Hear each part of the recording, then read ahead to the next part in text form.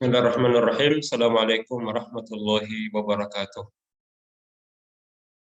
Alhamdulillah rabbil alamin. Salatu wassalamu ala asyrafil anbiya wal mursalin wa ala alihi wa ashabihi wa man wala. Alhamdulillah, ini dua pekan ini bermasalah laptop terus. Laptopnya hari ini tertinggal di asrama, jadi harus butuh waktu ambilnya. Baik, kita lanjutkan. Bahasanya lalu terkait dengan duduk di antara dua sujud. Nah, di mana disitulah sebenarnya ada waktu di mana kita mohon kepada Allah Subhanahu wa Ta'ala di antara dua sujud itu dengan permohonan mendapatkan hidayah, rahmat, ampunan, dan dikokohkan hati, ya, serta diberikan rezeki.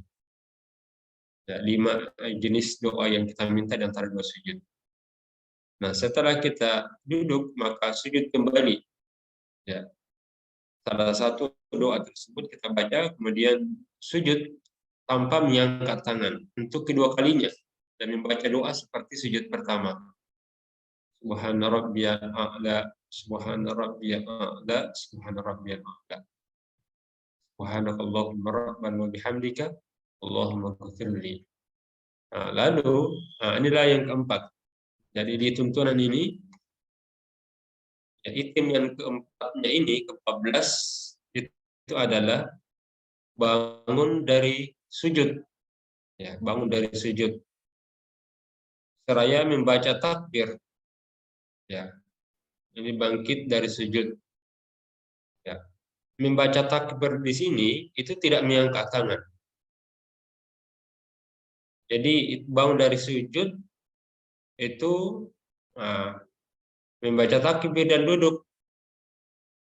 Duduk seperti duduk iftirash sebentar. Ya. Ini namanya duduk istirahat. Duduk istirahat. Lalu berdiri untuk rakaat yang kedua dengan menekankan telapak tangan pada tempat sujud. Jadi setelah duduk sesaat, lalu letakkan kedua tangan dengan menekankan telapak tangan pada tempat sujud di depan, berarti tangan tetap di depan, lalu bangkit. Ini namanya duduk istirahat. Ya, jadi satu istirahat. Bagaimana tuntunannya ini? Ini terjadi perbedaan di beberapa tempat, di beberapa organisasi. Ada yang tidak gunakan ini. Seperti sebagian di Wahdah Islamiyah tidak menggunakan, sebagian itu duduk di antara, dia langsung naik. Jadi pas sujud langsung naik berdiri. Nah, kalau di tuntunan ini setelah sujud untuk naik rakaat yang kedua maka dianjurkan untuk duduk dulu sejenak. Nah, bagaimana keterangannya ini? Nah, ini yang penting adalah poin 14. Setelah melakukan sujud yang kedua pada rakaat pertama, sebagaimana dijelaskan di atas, maka kemudian bangkit dari sujud seraya membaca takbir tanpa mengangkat tangan. Dan duduklah sejenak. Jadi duduk sejenak. Seperti duduk iftirash. Tapi duduk sejenak ini kan ada dua duduknya. Ada tawarruk dan ada iftirash. Tapi kesempatan ini yang kita gunakan adalah duduk iftirash. Itu duduk seperti kita duduk di tasyahud awal. Lalu berdirilah untuk rakaat yang kedua dengan menekankan telapak tangan pada tempat sujud. Ya. Adapun cara berdiri yang dilakukan ketika seseorang telah melakukan sujud kedua di rakaat ganjil, ya, adalah duduk sejenak dengan cara istirahat terlebih dahulu sebelum memasuki pada rakaat berikutnya. Ada yang bertanya, apa dasarnya? Ya, kenapa harus duduk dulu? Kan kita ini tidak perlu istirahat, kan masih muda. Kenapa mesti duduk istirahat? Ya, sebagian berpendapat cocoknya ini bagi orang tua. Ya. Adapun yang masih muda, boleh sebaiknya langsung saja naik. Jadi ada yang menyatakan bahwa duduk istirahat itu tidak dianjurkan karena ini berlaku bagi Nabi yang sudah berumur tua ketika itu. Adapun sekarang ini yang sudah kuat, dia bisa langsung di atas. Nah, disinilah perbedaannya Muhammadiyah. Muhammadiyah tetap menuntunkan untuk duduk di antara dua duduk istirahat namanya, jalsatul istirahat. Nah, ini dan harus kita perkuat mana dalilnya itu, karena pasti ya kita akan ditanya kenapa mesti duduk istirahat dulu, tidak langsung naik. Nah, seperti sebagian kaum muslimin ketika sujud untuk naik rakaat kedua langsung tanpa duduk dulu. Nah, inilah riwayatnya.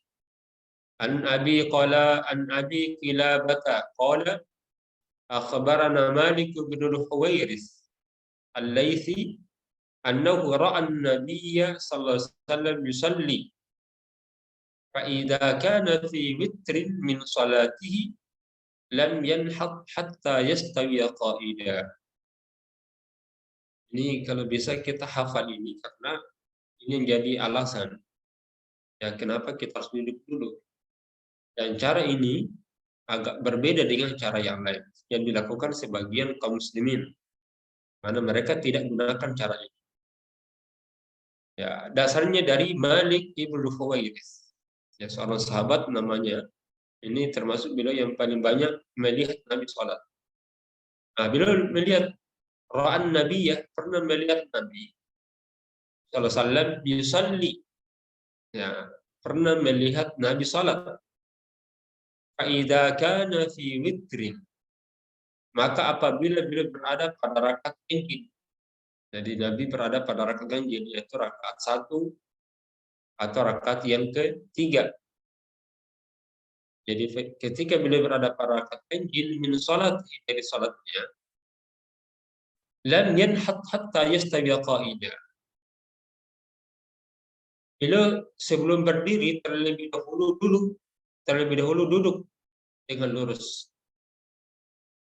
Jadi kebiasaan Nabi sebelum bangkit dari rakaat 1 dan rakaat ketiga, Nabi biasanya duduk dulu, ya, dengan lurus sebelum naik untuk berdiri. Nah, inilah yang menjadi dasar lam yanhad hatta yastawiya qa'ida. Nabi sebelum berdiri, ya, duduk dulu, ya, duduk terlebih dahulu dengan lurus. Ya, ini yang harus kita pahami, lam yanhad hatta yastawiya qa'ida. Nabi tidak langsung berdiri, dia duduk. Nah, ini dasar. Yang kedua, ini dasar hadis yang kedua. Ini diriwayatkan Bukhari, Tirmizi, berarti hadisnya kuat ini. Hadis Bukhari dan Tirmizi dan Abu Daud. Hadis yang kedua, Malik ibnu Haris yang lain, masih yang beliau juga. An Abi Qilabata qala ja'ana Malik ibnu al-Huwairisi فصلى بنا في مسجدنا هذا فقال إني لأصلي بكم وما أريد الصلاة ولكن أريد أن أريكم كيف رأيت النبي صلى الله عليه وسلم يصلي وإذا رفع رأسه عن السجدة الثانية جلس واعتمد على الأرض ثم قام.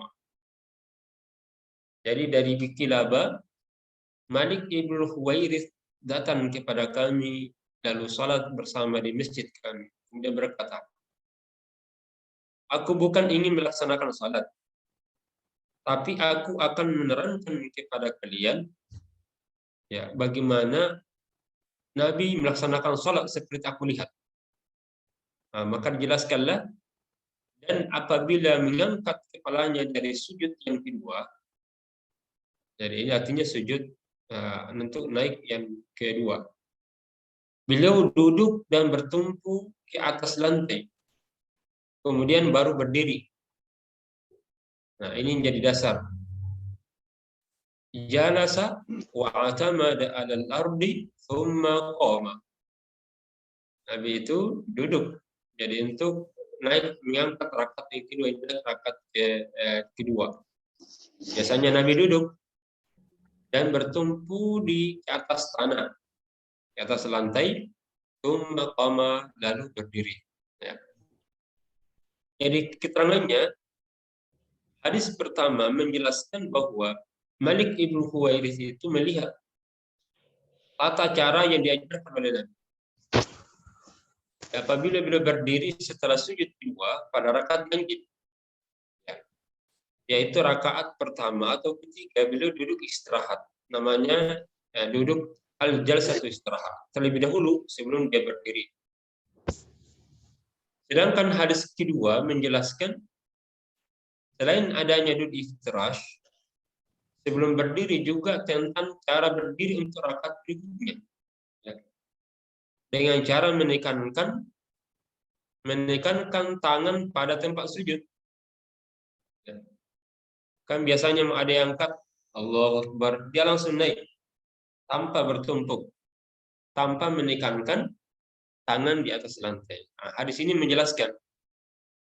Jadi cara bangkit dari sujud untuk rakaat kedua, lalu bagaimana cara naiknya? Nah, ini secara detail dijelaskan. Maka hadis yang kedua kita baca, jadi berdiri untuk rakaat berikutnya dengan cara menekankan tangan pada tempat salat.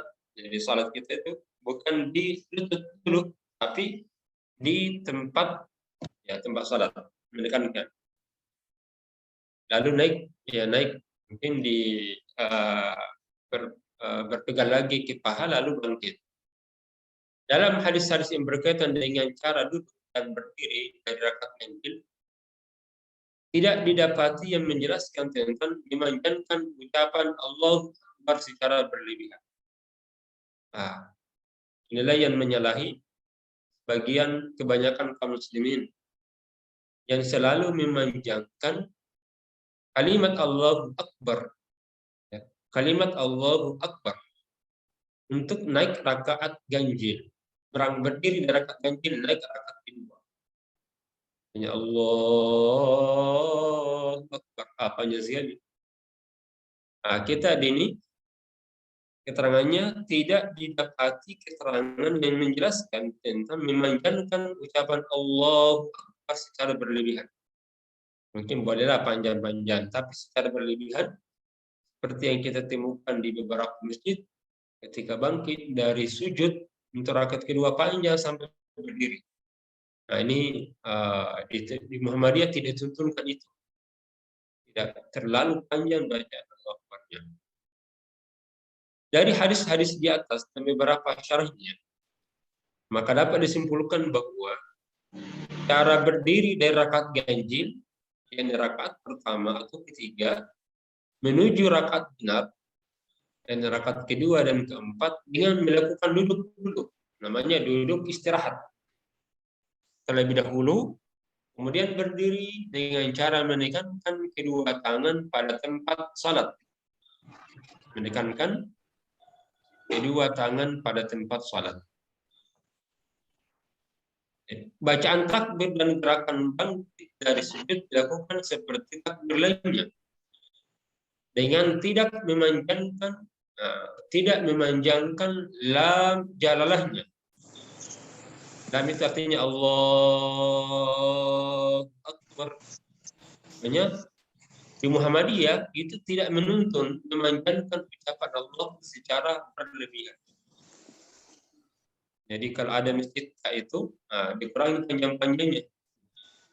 Tak boleh berlebihan melafalkan lafal Allah Akbar saat bangkit dari sujud, karena itu tidak diketahui. Nah, ketika mengucapkan takbir tidak disertai mengangkat tangan, tidak angkat tangan. Artinya berdiri menuju rakaat genap, takbir tidak disertai mengangkat kedua tangan.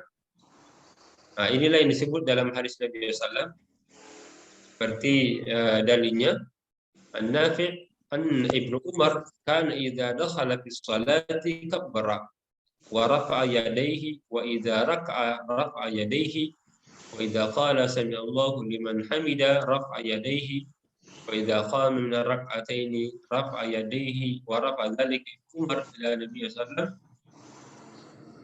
Jadi dalam satu hadis Nabi bahwa Ibnu Umar memulai salat dengan bertakbir dan mengangkat kedua tangannya.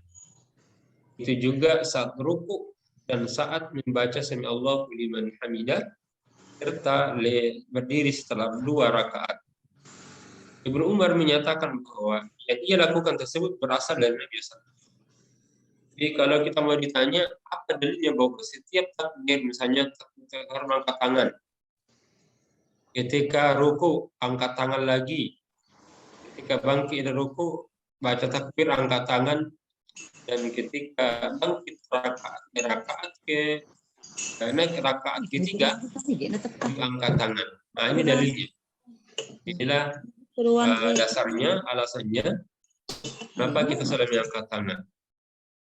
Jadi kesimpulan hadis ini, hadis Ibnu Umar di atas menunjukkan bahwa mengangkat tangan dalam sholat dilakukan pada 4 tempat saja. Jadi kapan angkat tangan saat bertakbir itu dilakukan? Itu ada 4. Yang pertama adalah saat takbiratul ihram. Nah, itu yang pertama, angkat tangan dan gerakannya sama. Allahu Akbar. Itu di tempat di yang pertama saat takbir. Kapan lagi kita angkat tangan? Nah, saat hendak ruku. Ini ketika kita misalnya bersedekap lalu angkat tangan lagi, Allahu Akbar lalu ruku. Ya. Di mana sejajar tangan itu kalimat Allahu Akbar-nya di sini. Setelah tuntas baru ruku. Nah. Yang ketiga, kapan takbir dengan mengangkat tangan dilakukan? Saat bangkit dari ruku. Jadi hendak ruku, yang ketiga bangkit dari ruku namanya i'tidal. Yang kita baca, Sami Allahu liman hamidah. Nah, ini berarti tangan di sini. Sami Allahu liman hamidah. Ya, lalu diturunkan tangan. Yang keempat adalah kapan dibaca takbir itu dengan mengangkat tangan. Saat berdiri dari tasyahud awal ke rakaat ketiga. Hal yang sama juga ditegaskan dalam hadis Ali pada angka 19A2, sementara hadis Abu Humaid pada angka 19A3 mengisyaratkan bahwa Rasulullah bangkit dari rakaat pertama ke rakaat kedua dengan tidak mengangkat tangan. Dalam hadis itu dinyatakan bahwa beliau mengangkat tangannya hanya ketika berdiri dari rakaat kedua menuju rakaat ketiga. Maka dengan demikian, berdiri dari rakaat pertama ke rakaat kedua dan dari rakaat ketiga ke rakaat keempat, ucapan takbir tidak disertai dengan mengangkat kedua tangan. Nah ini jadi naik untuk rakaat kedua takbir tapi tidak angkat tangan. Naik untuk rakaat yang keempat juga bertakbir tapi tidak disertai dengan tangan. Apa dasarnya tadi? Nah, kita sudah jelaskan bahwa tidak semua takbir diiringi dengan angkat tangan. Hanya 4 saja. Takbiratul ihram, hendak ruku dan bangkit dari ruku 4. Nah, adalah saat berdiri. Baik, ini kesimpulannya, artinya bahasan kita bahwa salah satu hal yang disunahkan Nabi SAW adalah duduk. Ya, duduk dulu sebelum bangkit untuk rakaat yang kedua. Namanya jalsatul istirahat. Tadi saya sampaikan, ini adalah tata cara salat yang agak berbeda dengan yang lain. Hanya saja kalau di NU, cara salatnya itu adalah kalau setelah rakaat kedua bangkit naik rakaat setelah rakaat pertama bangkit rakaat kedua tidak ada duduk di startnya. Ya sama juga di beberapa misalnya di Wahdah Islamiyah tidak menggunakan ini dengan alasan tadi bahwa hal itu dilakukan oleh Nabi ketika sudah mulai berumur tua. Sehingga yang cocoknya duduk istirahat adalah orang yang berumur tua saja. Nah, yang kedua, mengapa mereka tidak melaksanakan duduk istirahat? Karena di dalam beberapa hadis tentang tata cara salat itu tidak dijelaskan ini. Ya, misalnya hadis tentang musii'us salat. Ketika Nabi mengajarkan tata cara salat, maka Nabi hanya menyebutkan angkat tangan dan baca Al-Fatihah, ruku, bangkit dari ruku, kemudian sujud, lalu bangkit dari sujud, ruku lagi, dan tidak ditemukan dalam riwayat itu ya adanya keterangan bahwa Nabi sebelum naik ke rakaat kedua beliau duduk dulu istirahat. Ya, memang tidak dipati, tapi bagaimana? Nah, ternyata dipati dalam riwayat yang lain seperti hadis yang kita baca dari hadis Abi Kalabah. Abi Kalabah dari Malik bin Huwairis. Bahasanya Nabi SAW pada ketika pada rakaat ganjil, itu akan baik di rakaat pertama atau rakaat yang ketiga, maka biasanya Nabi SAW duduk dulu. Beliau tidak bangkit dulu sebelum duduk lurus. Nah, ini dijadikan dasar ya adanya duduk istirahat. Baik, hal yang penting juga dalam ini cara bahwa salah satu makna ya duduk istirahat itu menunjukkan bahwa ini bukan rukun salat. Ya, tapi termasuk sunnah-sunnah salat. Sehingga kalau ada orang yang langsung bangkit tidak duduk di antara dua sujud itu, maka salatnya sah. Ya, ini masuk kategori sunnah salat. Ya, bukan masuk kategori rukun. Bagaimana memastikan bahwa ini rukun, ini sunnah? Dalam gerakan-gerakan itu, di Tarjim Muhammadiyah itu tidak menjelaskan mana yang wajib, mana yang sunnah, mana yang mubah. Ya, hanya menjelaskan tuntunan secara sempurna bagaimana tata cara salat. Walaupun sudah bergabung di dalamnya mana yang wajib, mana yang sunnah. Sudah tercover semuanya. Ya, maka kita lain menjelaskan bahwa posisi gerakan-gerakan salat itu ada yang wajib, ada yang sunnah. Sehingga kalau ada yang wajib ditinggal, maka harus ditambah rakaatnya. Misalnya lupa rakaat, ya, tidak rukuk, ya maka dia harus menambahkan satu rukuk, baca satu rakaat lagi. Tapi kalau ada orang yang salat, lalu dia tidak duduk istirahat, lalu dia bangkit, maka di sini tidak perlu menambah lagi rakaat dan juga tidak perlu sujud sahwi. Ya, sujud sahwi. Nah, beda kalau meninggalkannya yang wajib. Misalnya duduk di antara dua syuhud. Duduk, tasyahud namanya. Itu wajib salat. Sehingga kalau ada orang yang salat tidak sempat duduk tasyahud untuk setelah rakaat kedua, maka dianjurkan sujud sahwi. Sedangkan kalau meninggalkan sunnah salat, nah termasuk di dalamnya angkat tangan saat berdiri bertakbir, atau yang kedua duduk di antara dua sujud namanya istirahat, maka di sini tidak perlu melaksanakan sujud sahwi. Karena sujud sahwi itu dilakukan 3 tempat. Meninggalkan rukun, jadi meninggalkan berarti kurang rukunnya, kurang rakaat. Atau yang kedua kelebihan rakaat. Atau yang ketiga meninggalkan wajib-wajib salat. Maka dari sini dianjurkan untuk sujud. Ya. Atau karena ragu-ragu, hanya salat subuh, salat zuhur, ini ragu apakah sudah 3 tempat. Maka ambil yang terendah, lalu sambungkan, lalu tambahkan 1 rakaat, lalu sujud sahwi. Baik, tapi ini yang bahasan kita, duduk di antara dua sujud karena bukan wajib salat, bukan rukun salat, tapi dia adalah sunnah-sunnah. Maka kalau ada yang melupakannya ataukah dia tidak lakukan, maka tidak perlu sujud sahwi.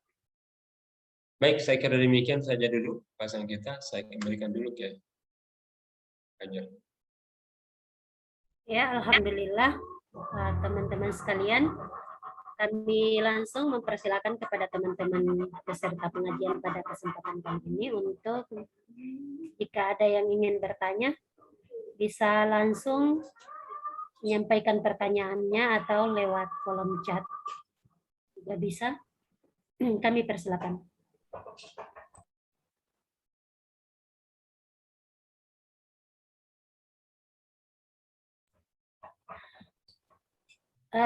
Ya Ustaz, sambil menunggu teman-teman yang mungkin lagi mempersiapkan pertanyaannya, saya juga ingin bertanya Ustaz, kalau kita dalam keadaan lupa, apakah kita sudah cukup sholatnya, rakaat sholatnya atau lebih sholatnya? Ada satu ketika saya sholat sama teman, sesama kader, tapi posisinya saya jadi imam. Pada saat itu saya lupa 1 rakaat. Lalu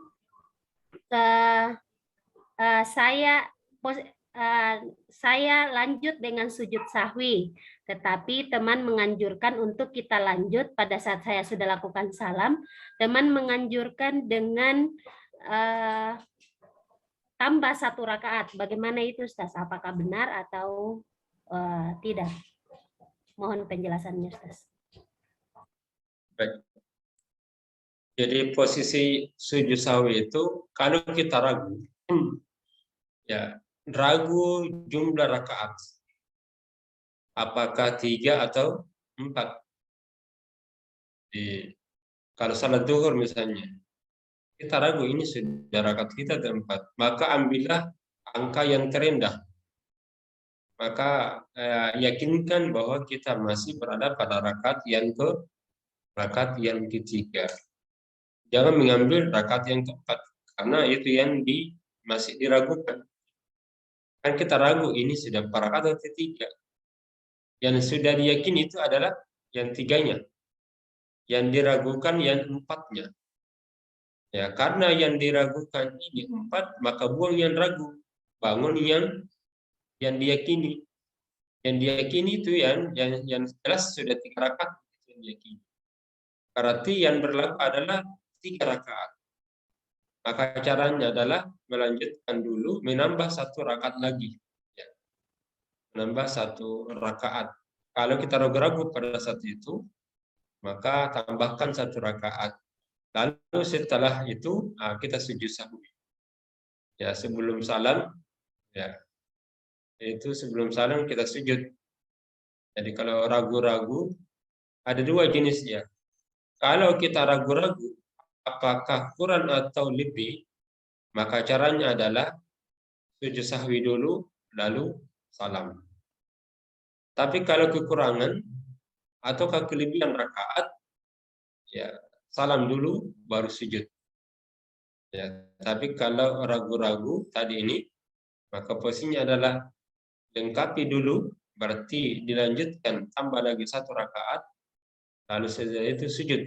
Nah, pada rakaat sujud sahwi lalu salam ke kanan dan ke kiri. Jadi waktu itu apa yang kita lakukan? Oh, jadi 2 bentuk sujud sahwi ya, Ustaz? Kalau Ya. kita ragu dengan sholat kita apakah sudah cukup atau belum, itu salamnya sujudnya sebelum salam. Ya, sebelum salam. Kalau yang sujud setelah salam apa, Ustaz? Itu kalau kurang rakaatnya. Biasanya kita salat 2 rakaat. Nah, lalu kita salam nih, ternyata kurang. Jadi kekurangan rakaat. Setelah salat baru diingatkan. Tadi rakaat kita hanya 2, belum sampai 4 rakaat. Maka bangkit lagi untuk menyempurnakan 2 rakaat. Nah, posisi seperti ini, kalau kekurangan, maka kita lanjutkan dengan tambah 2 rakaat, gunakan salamnya. Nah, setelah salam, lalu sujud. Sujud sahwi, ya, sujud sahwi 2 kali. Nah, setelah kita sujud 2 kali, maka salam lagi. Assalamualaikum, assalamualaikum. Atau kelebihan, lanjut kelebihan. Jadi salat maghrib 4 rakaat, lewat 3 rakaat, pada rakaat setelah dia tambah 4. Ini namanya kelebihan rakaat. Kelebihan rakaat, cara sujud sahwinya adalah sama kalau kekurangan, yaitu kita salam dulu, assalamualaikum, lalu assalamualaikum, salam ke kanan, ke kiri, lalu setelah itu sujud sahwi dua kali sujud. Allahu Akbar, lalu bangkit lagi, lalu sujud lagi, baru salam lagi. Assalamualaikum, salam dua kali, salam dua kali salam. Nah, itu yang sebagian ulama membedakan. Jadi kalau ragu atau meninggalkan wajib, maka sujud sahwinya adalah sebelum salam. Tapi kalau itu adalah kelebihan rakaat atau kekurangan rakaat, padahal dia sudah salam, maka ditambahkan 2 rakaat yang kurang. Setelah itu salam lalu sujud 2 kali, lalu sujud lagi, lalu salam lagi 2 kali. Tapi ada juga yang lebih mudah, ya mereka kata ulama menyamakan saja semuanya. Ya, menyamakan, misalnya apapun itu yang terjadi, maka salamnya adalah sebelum sujudnya sebelum salam. Jadi di berlaku umum. Ini pandangan yang kedua. Kalau kita ditarik kemarin di Gresik pada saat musyawarah nasional yang bulan tahun lalu, itu membedakan. Kalau yang sifatnya ragu-ragu, maka itu sebelum salam. Meninggalkan wajib sebelum salam. Kekurangan dan kelebihan rakaat itu adalah setelah salam. Wallahu a'lam. Pertanyaan selanjutnya, Ustaz. Jadi kalau bagaimana dengan posisi kita sebagai makmum, sedangkan imam melupakan rakaatnya, lalu kita sebagai makmum mengambil inisiatif untuk sujud sahwi setelah imam salam, Ustaz. Jadi sebaiknya makmum menyampaikan ke imam bahwa jumlah rakaatnya kurang. Jadi kalau kurang, maka makmum dipastikan bahwa memang kurang rakaatnya. Maka disampaikan bahwa kurang rakaat tak. Maka jumlah, artinya bangun lagi salat. Bangun lagi untuk menambah rakaat. Tidak mengapa, walaupun sudah salam. Dan kalau disepakati ternyata kurang, maka imam harus menambahkan lagi. Ya. Nah, lalu sejak itu sujud sahwinya. Tapi kalau imamnya tidak sujud, ya tidak apa-apa, tidak perlu. Kan di sini kan ikut imam. Jadi kalau imam sujud sahwi maka ikut. Tapi kalau misalnya imamnya tidak ikut, ya tidak sujud sahwi maka tidak perlu, saya kira. Amin. Tapi itu tadi, kalau makmum sepakat bahwa kurang, maka harus disampaikan ke imam bahwa salat tak kurang, maka ditambahkan yang kurang itu. Jadi ditambahkan yang kurang. Maka ditambah lagi satu, walaupun sudah salam, sudah lengkap kiri kanan, sudah sempat bicara-bicara ternyata kurang, maka dilanjutkan dengan menambahkan 1 rakaat lagi. Nah, setelah itu baru salat, baru sujud sahwi. Ya, kekurangannya tutup dengan sujud sahwi. Baik, Ustaz. Ada pertanyaan di kolom chat, Ustaz. Pertanyaannya, apakah ada bacaan khusus untuk sujud sahwi, Ustaz? Ya, memang ada doa itu saja dari malayas walayas, tapi ini doanya lemah. Jadi sehingga doanya itu tetap sujud biasa saja. Subhana rabbiyal a'la, subhana rabbiyal a'la, ya 3 kali. Atau ya subhanakallahumma rabbana wa bihamdika Allahumma. Kemudian ada doa itu sebagai biasa kita dengarkan. Subhana man la yanam wa la yasku. Nah, tapi ini hadisnya lemah. Ya, sehingga dikembalikan saja. Ya, cukup dengan membaca doa sujud, doa biasa. Ya. Wallahu a'lam. Oke, Ustaz, ada pertanyaan selanjutnya lagi dari Ika Pratiwi. Bagaimana jika bacaan tahiyat awal yang terlupakan Ustaz. Apakah dilakukan? Mana dalilnya Ustaz?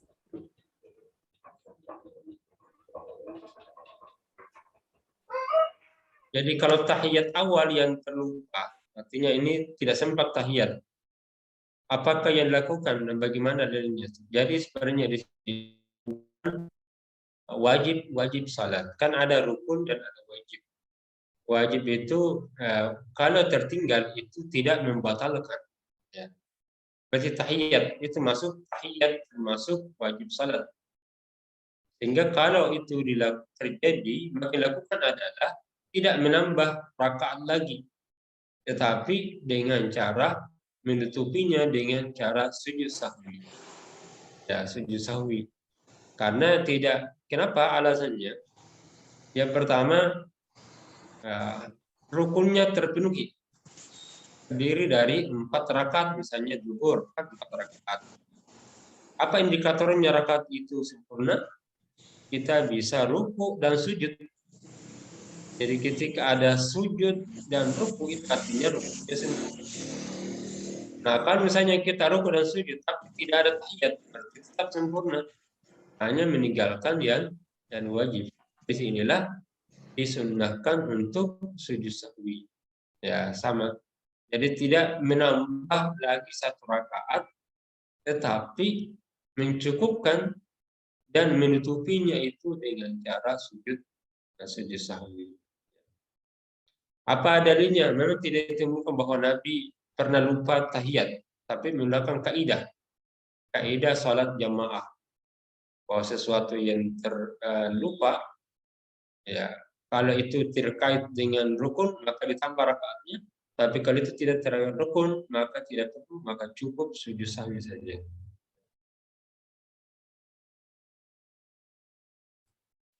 Oke, terima kasih Ustaz. Ada lagi pertanyaan Ustaz yang baru masuk. Pertanyaan dari, enggak tahu siapa namanya ini. Pertanyaannya, bagaimana tindakan kita selaku makmun bila imamnya lebih rakaatnya?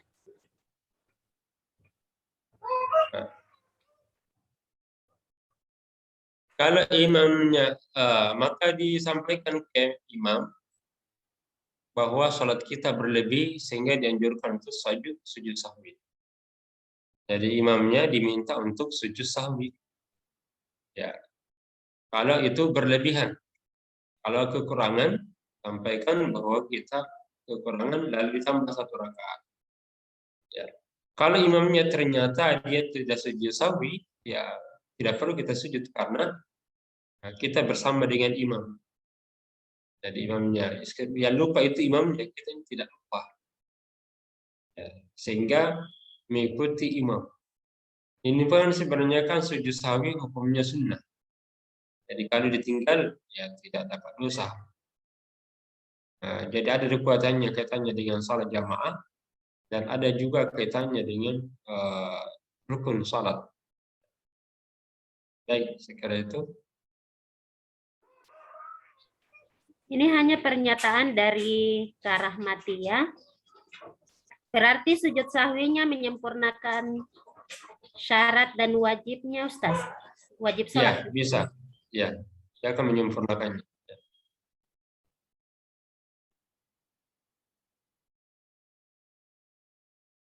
Baik, saya kira itu. Jadi sujud sahwi ini, selain itu, karena itu adalah sunnah, kemudian tentu akan menyempurnakan apa-apa yang terluput. Nah, apa yang terlupakan, apakah itu lebihnya, kekurangannya. Kalau wajib tertinggalkan, tetap rukunnya terpenuhi, sehingga tidak perlu ada tambahan rakaat. Nah, beda kalau yang kurang atau yang lebih. Kalau yang kurang ditambah lagi. Kalau yang lebih tidak perlu lagi ditambah, karena sudah lebih lagi bahkan. Nah, sedangkan yang wajib, nah, tidak perlu ditambah rakaatnya karena sudah terpenuhi rakaatnya, rukun rakaatnya. Maka cukup ditambah saja dengan cara sujud. Baik. Baik Ustaz, kami pikir cukup. Bagaimana teman-teman? Insya Allah nanti kita lanjut di pekan depan. Masih dalam kitab sholat. Jadi kami ingatkan untuk teman-teman, insya Allah kita lanjut di pekan depan. Terima kasih Ustaz atas ilmunya hari ini. Semoga mendapat keridhaan dari Allah Subhanahu wa taala, bernilai ibadah. Kami persilakan kepada Ustadz untuk closing statement-nya hari ini. Ya, baik. Sebelum saya akhiri, ini ada pertanyaan lagi, apakah kita ikut juga rakaat yang lebih? Ya, walaupun dia lebih, maka makmum tetap mengikuti, walaupun sudah masuk pada rakaat kelima. Kalau misalnya imamnya berada pada saat itu, maka tetap mengikuti imam, walaupun lebih. Nah, nanti sujud sahwi terakhirnya. Baik, saya kira demikian. Bahasan kita pada kesempatan kali ini adalah duduk istirahat, ternyata itu bagian daripada sunnah. Namun prinsip bahwa agama ini adalah agama mudah, ada posisi di mana ada perbedaan. Maka dalam perbedaan ini adalah tasamuh, toleransi terhadap pilihan yang lain. Namun apa yang telah menjadi pilihan kita, kami yang terkait yang telah, maka sebagai seorang warga dan kader tentu harus memaksimalkan dan mengambil apa yang telah menjadi pilihan putusan tarjih tanpa menafikan yang lain. Yang kedua, bahwa salat ini prinsipnya adalah ittiba' Nabi SAW, diikuti Sallallahu Alaihi Wasallam. Mengikuti Nabi itu adalah bahagian dari keutamaan. Karena itulah kita akan menuntut oleh rahmatnya Allah Subhanahu wa Ta'ala. Sehingga apapun yang kita laksanakan, kalau didasar dengan iman, dilandasi dengan sunnah Nabi, maka semuanya akan bernilai pahala dan dinilai Allah sebagai amal saleh. Demikian, saya bilang kurang yang dimaafkan. Nasallallahu alaihi wa sallam. Assalamualaikum warahmatullahi wabarakatuh.